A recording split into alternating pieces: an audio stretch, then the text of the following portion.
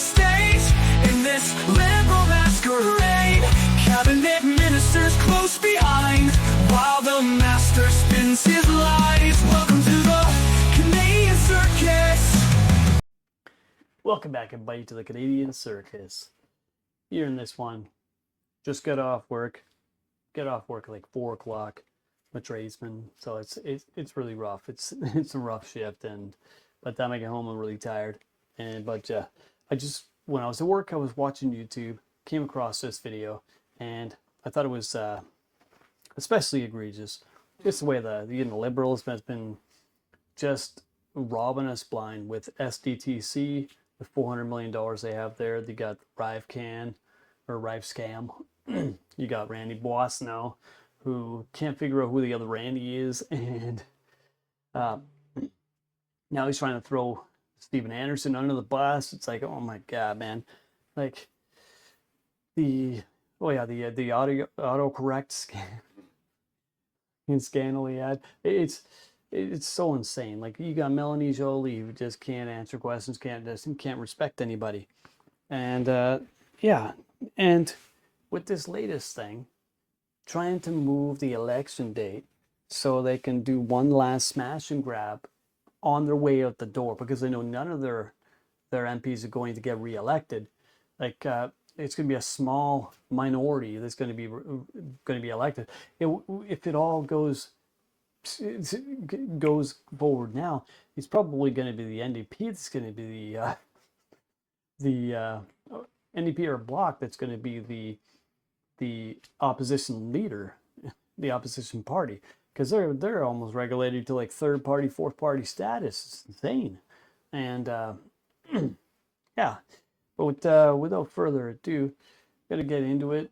It's Franco Terrazzano. He's from the Canadian Taxpayers Federation, and he does amazing work trying to hold these guys to account, trying to track down where all of our tax dollars are going.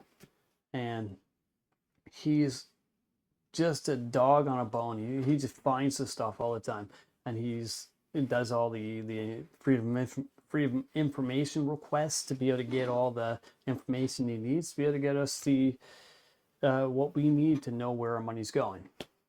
Without further ado, let's get into it.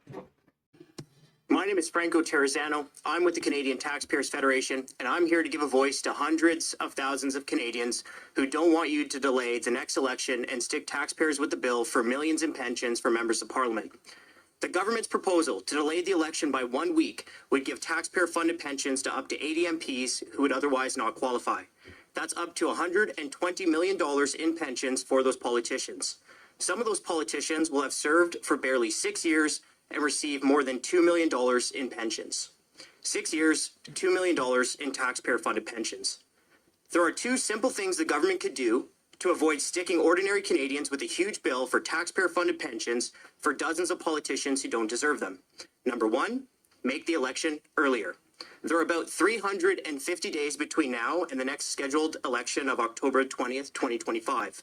I have confidence that at least one of the 336 members of parliament and 400,000 federal government bureaucrats can figure out one of those 350 days to hold the election. Number two, if somehow not a single MP or bureaucrat can figure out one of the 350 days between now and next October, then change the pension eligibility date so it's after the next election. Making taxpayers pay tens of millions of dollars so dozens of extra politicians can take a pension is unacceptable. Moving the election by just 1 week will mean up to 80 MPs will receive a pension they shouldn't.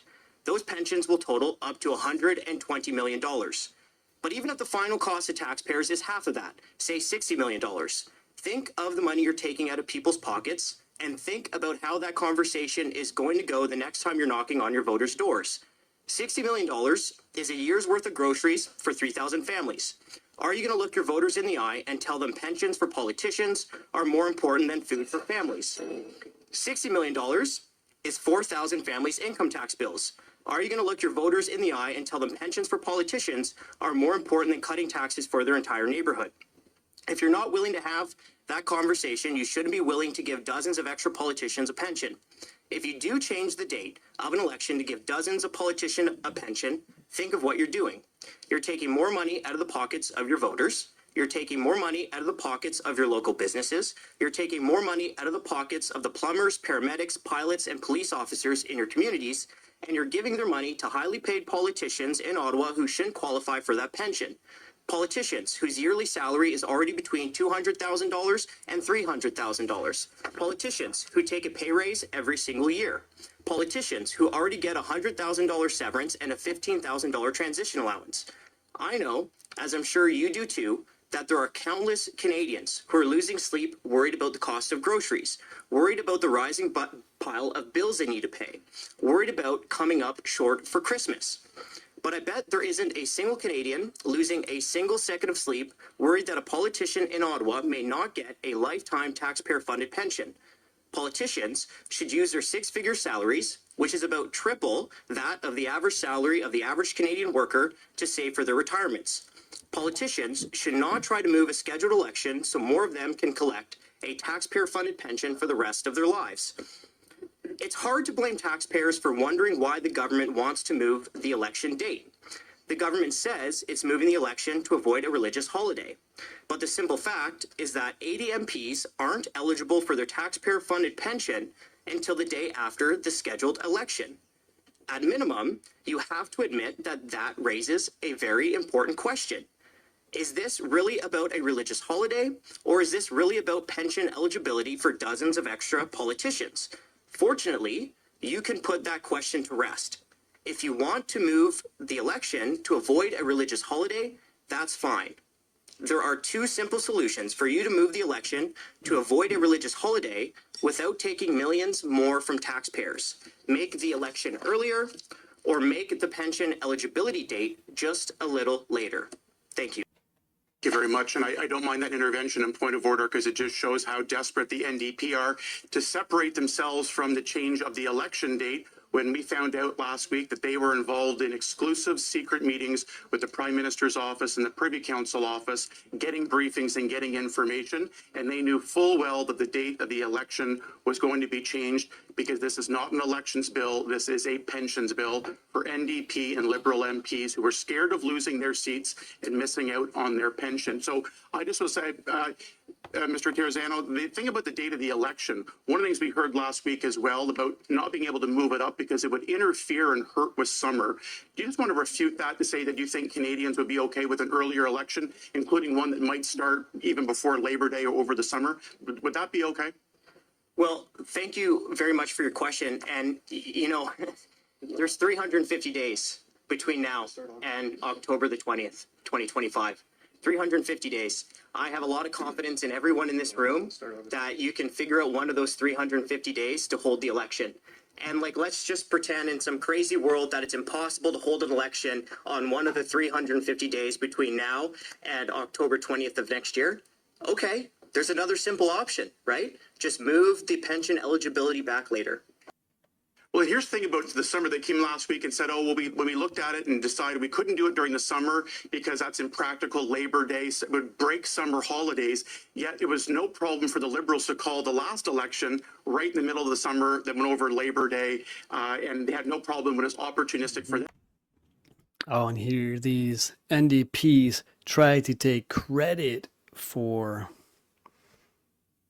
putting an amendment in the clause, but only after being called out and only after being caught, knowing that they were attempting to push this through.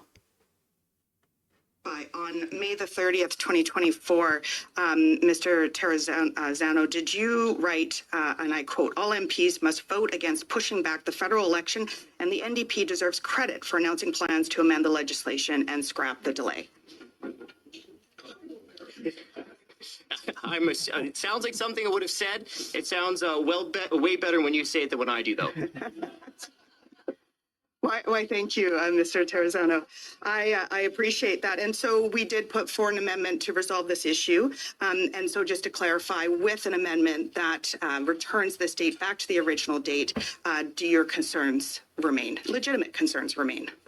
Sorry, if it goes back to October 20th? If this clause that was put into the bill was no longer in the bill, that moved the election date, which rightfully so, provided pensions to MPs who did not deserve them. I agree with you that this is not the time to be talking about MPs' pensions. If that were to be removed, would this issue be resolved? The only issue the Canadian Taxpayers Federation has, granted, we're not an expert on all these other issues. If you do not give more pensions to those politicians, then you solve the issue and I don't have to be here today. Oh wow, this guy's hilarious. He actually calls out Jag and his pensions. This is funny. Me neither. All I know is that the scenario is plausible. Mr. Terrazano, if the other opposition parties vote along with us for us to replace this government before the 27th of February, you will be saving another pension, that of the leader of the NDP, who will be getting to 6 years of service in February. So maybe we need to go fast and make more others. Ms. Barron, on a point of order. I apologize, Mr. Chair, for the interruption. I was just hoping that we could find some relevancy to the information that's being provided right now and how it actually relates to this bill. I don't feel it is relevant. Thank you. On this point of order. Thank you, Ms. Barron. I'm not hearing anything from Ms. Berta that is veering outside of the realm of relevance. Thank you very much, Chair. I was simply responding to one of the questions, one of the assertions that were made by Mr. Terrazano, who said that every pension that could be avoided to be given in advance to an MP should not be given. So I was simply clarifying that there was an additional pension. So that's the point I was trying to make. Mr. Terrazano, I just wanted you to know that on August 15, 2021, the Prime Minister called an election for September 20th, 2021, which was just shy of a month that anyone elected in 2015 that did not win their election would not be eligible. So this was not a fixed election date. If the Prime Minister wanted to allow 4 members of Parliament to get their pension, he could have called that election for a month later, and it would have happened.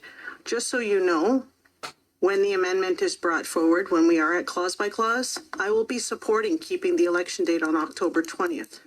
So my question to you is, have you read the rest of the bill, and is there any comments that you have?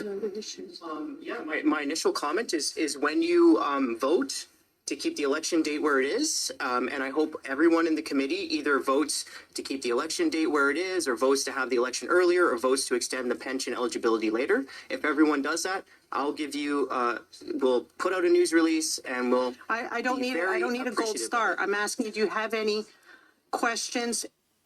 Oh, that's hilarious. Hey, I think that's a Liberal member. So the Liberal member would actually vote against it. Look, and she just called out Trudeau there too. Trudeau's selfishness and just calling an election when he did. Because if he'd have just delayed that need to go for an election a couple of days, they would have all qualified for the pension. They wouldn't need to worry about moving this this date now. So, I don't know. It's this is all just disgusting anyway. I'm sick of all these crappy Liberals trying to basically do another smash and grab on the way out the door. They know they're gone. They know they're done. So what they want to do is delay this election one more day or a week in order to qualify for those pensions, because they know there's no chance in hell they're getting reelected. That's it for me. Don't forget to like and subscribe. I'll see you in the next one. Peace. Cabinet ministers close behind while the master spins.